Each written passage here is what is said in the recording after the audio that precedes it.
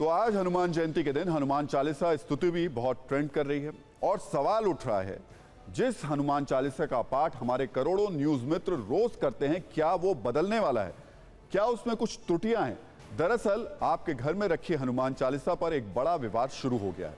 अब तक आपने रामचरितमानस में त्रुटियों और उस पर उठे विवादों की खबरें सुनी होंगी, लेकिन अब हनुमान चालीसा की चौपाइयों में भी त्रुटियों का दावा किया गया है और ऐसा दावा करने वाले हैं तुलसी पीठाधीश्वर जगत गुरु रामभद्राचार्य, जिन्होंने हनुमान चालीसा के चौपाइयों में एक नहीं बल्कि चार गलतियां बताई हैं। इसलिए आप गौर से सुनिए अभी हनुमान चालीसा में क्या लिखा है और जगत गुरु रामभद्राचार्य के मुताबिक उसमें क्या गलतियां हैं।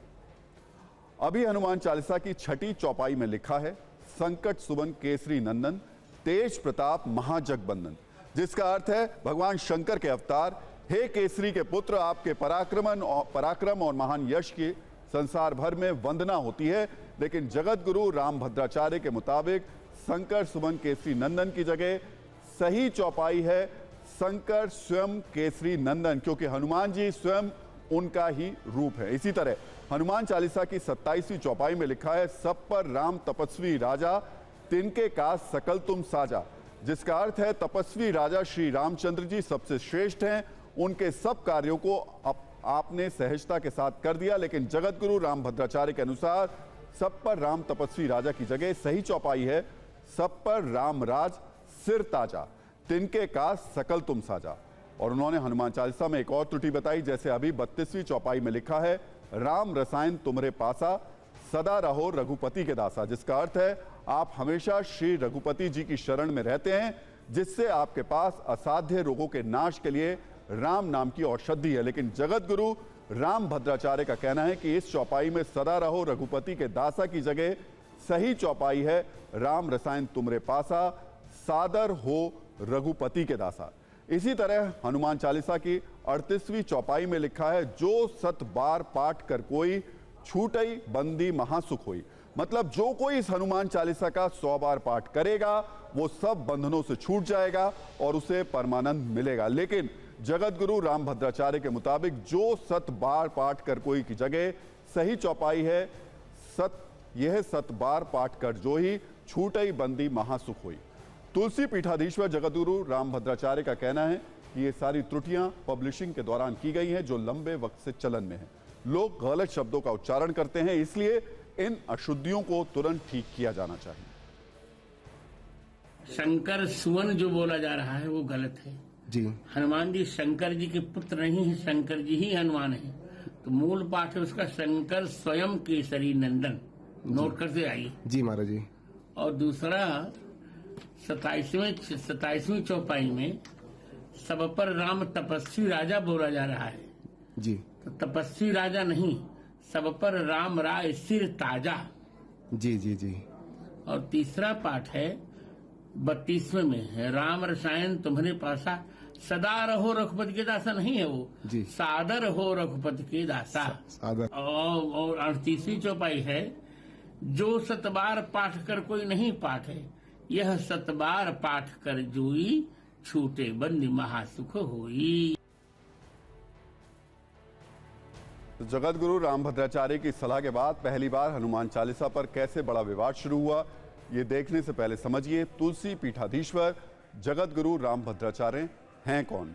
इस वक्त आगरा के कोठी मीना बाजार में रामकथा उनकी चल रही है, जिसे जगत गुरु रामभद्राचार्य सुना रहे हैं। इस वक्त वहां पर वो रामानंद संप्रदाय के 4 जगत गुरु रामनंदाचार्यों में से एक हैं। इस पद पर वो साल 1988 से हैं। दावा किया जाता है कि 2 माह की उम्र में जगत गुरु रामभद्राचार्य की आंखों की रोशनी चली गई थी, लेकिन वो 22 भाषाओं के जानकार हैं और अब तक 80 पुस्तकों और ग्रंथों की रचना कर चुके हैं। इतना ही नहीं, जगत गुरु रामभद्राचार्य ने ही सुप्रीम कोर्ट में रामलला के पक्ष में वेद पुराण के संदर्भ के साथ गवाही दी थी। वो चित्रकूट में संत तुलसीदास के नाम पर बनाई गई तुलसी पीठ के संस्थापक भी हैं और साल 2015 में भारत सरकार ने उन्हें पद्म विभूषण से सम्मानित किया था।